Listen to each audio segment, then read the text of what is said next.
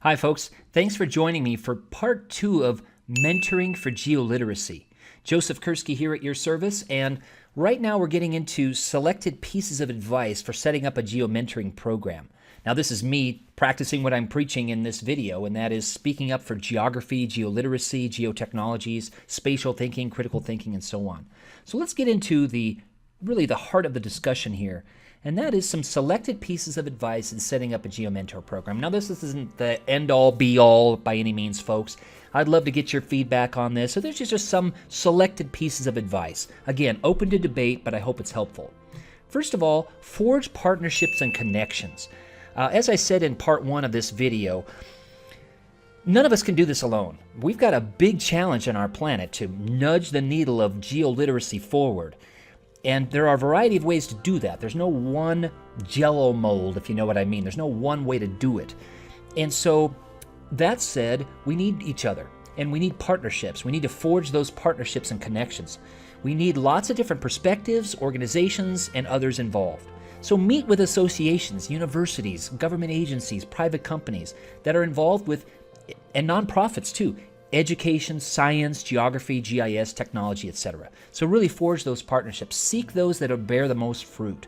Also, don't reinvent the wheel. Mentoring has been happening for quite some time. Tap into existing professional associations and organizations that are already tasked. It's already their mission to promote geoliteracy, or maybe they're interested in expanding their existing offerings. Maybe they are all about education technology or something, and they're not thinking about the geo part, so maybe nudge them into the geo part. So don't reinvent the wheel. Number 3, make the process of connecting educators and geoprofessionals as painless as possible. First of all, educators are busy people. The professional community outside of education, they're also busy people. Students are busy, so make it painless. Don't make it a pain. If there's a lot of good programs out there. There's a lot of things competing for time and attention these days, right, folks? Make your system that you set up painless for mentors and mentees to sign in, log in, do their thing, and get out quickly and easily. Also, monitor and vet the program on a continuous basis. You gotta make safety of students and faculty, but especially students, first and foremost. Nobody wants to have this program turn into something that could potentially be harmful to anyone. So make sure that safety is first and foremost, especially when you're contacting students through the program, especially if they're minors. Okay. Also, include everyone from young professionals to what I call elder sages, those with lots of decades of experience in this, and also those in between. Encourage, if you can, student-to-student mentoring, if possible.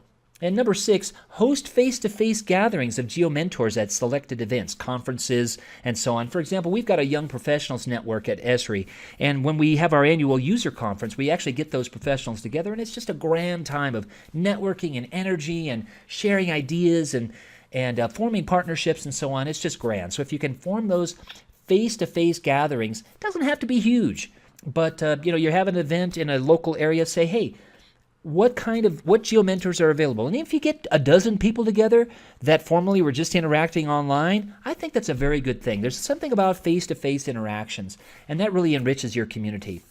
And number 7, host regular webinars for sharing of technology tools, for example, some GIS tools that they'd be able to use in the geomentoring program, and success stories. Hey, what are you doing out there in Kazakhstan or Latvia or Mexico, Canada, etc.? Okay, what are you doing in your region with these? And really highlight and promote and get those events, those stories shared. But also don't focus just on the success stories. There's a lot of good that's done that's sort of quiet and behind the scenes in mentoring programs. And so the reason why I say that is because oftentimes people think, well, I've got to have this massive, impact, or I'm talking with dozens of educators, and, that's good, but don't forget about the small things. So don't just focus on the big, flashy success stories. Also incentivize. Some people care about such things, other people don't, and that's good. Either way, it's good. But I think for those that are interested, be sure to offer some badges, maybe some prizes. It doesn't have to be anything fancy. And spotlight articles for Geomentor heroes.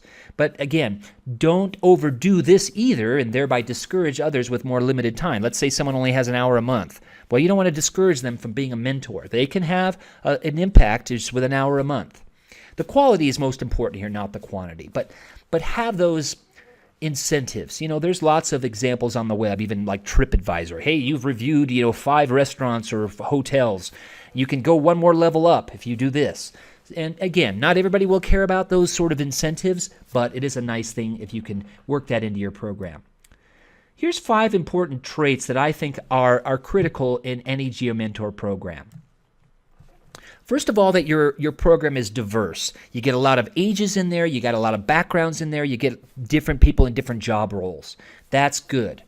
Also, make sure it's exciting. You don't want some boring thing, right? That's not going to attract people to your program. Make sure it's exciting.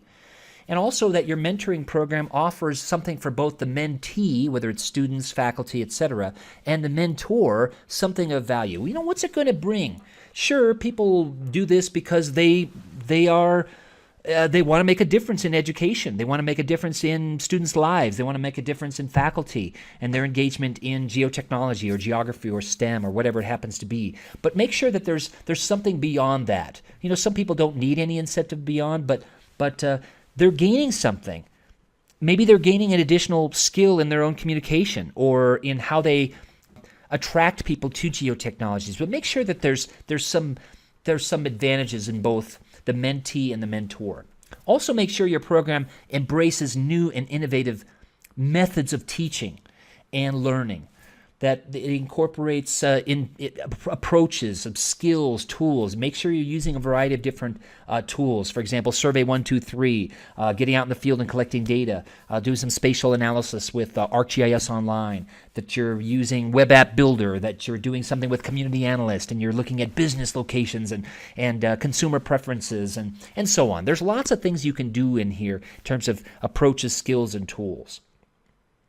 Also, that your program infuses geotechnologies in rich ways. I've touched on this in my previous statements, but that you're doing some story mapping, for example. You're incorporating some of these multimedia maps in there. And back on the methods of teaching, make sure that you're not encouraging people to go into a school, for example, and showing a bunch of slides, just static slides. Get those students engaged. That's what makes your program exciting, but also it really impacts students a lot better and more deeply in richer ways.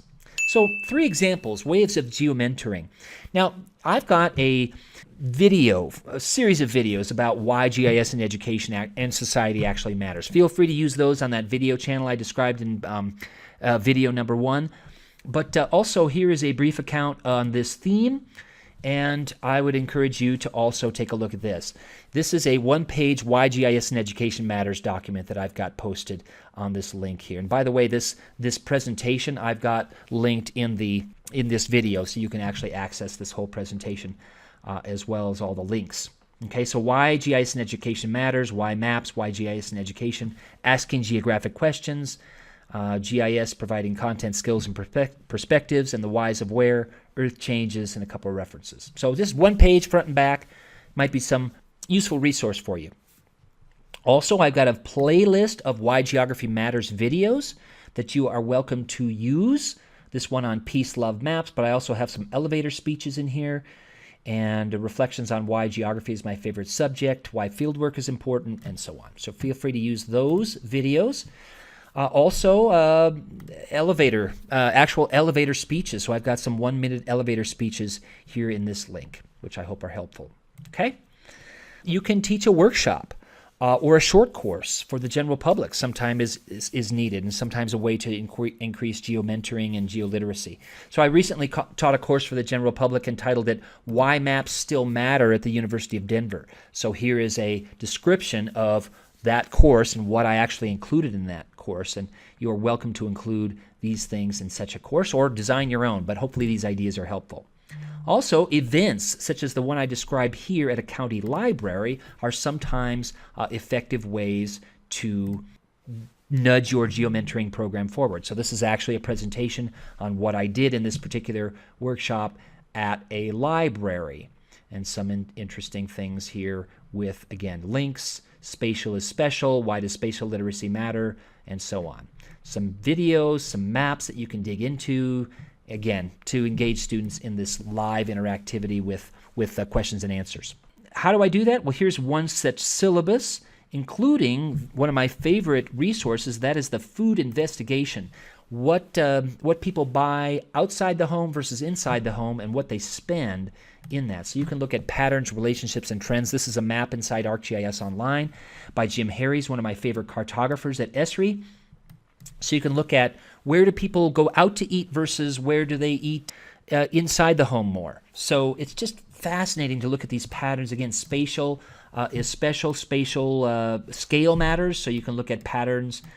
Cities tend to have people eating out a bit more than rural areas, but then if you go out west into the Great Basin, Utah, Nevada, the rural pattern kind of breaks down, and they actually tend to eat out a little bit more than their counterparts in central Nebraska. Why is that? So that's the kind of thing we get into when we use these tools in these rich ways. Folks, let's talk for a moment about some practical ways that you could do or encourage your mentors in your network to do as a GeoMentor. These are just 10 things. There are many others that do exist, but 10 low-hanging fruit sort of ways that you could actually engage in this. Number one, advocate for the inclusion of GIS, geography, STEM at all levels of education with your local school officials, a state or regional, provincial education organization, or even at the national or international level. So be an advocate for why this actually matters and why it should be taught in schools. Number two, help your school sign up for a free ArcGIS Online account so that that school can engage in deep ways with GIS technology. Number three, assist teachers with gathering data layers and maps to support their educational objectives. I think this is key. Teachers generally don't have time to assemble data.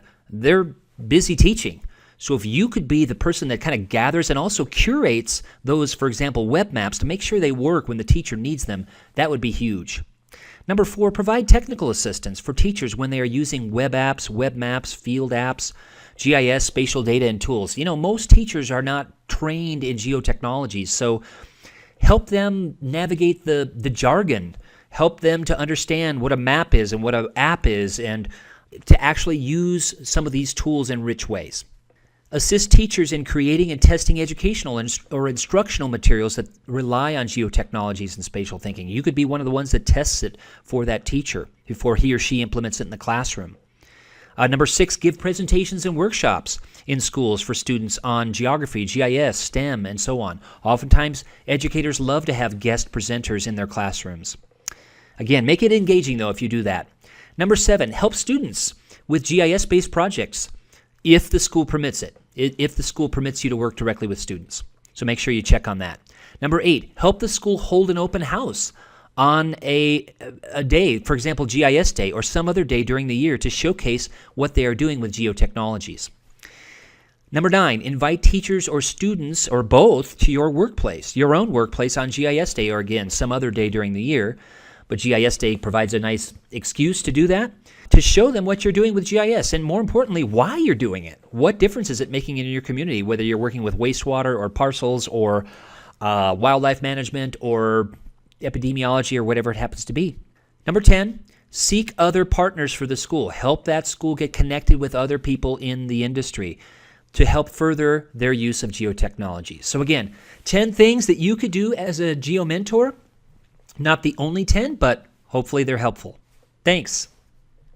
So that's what I'm going to share in this video. Please join me for part 3 of the video in this Mentoring for GeoLiteracy series. Thanks.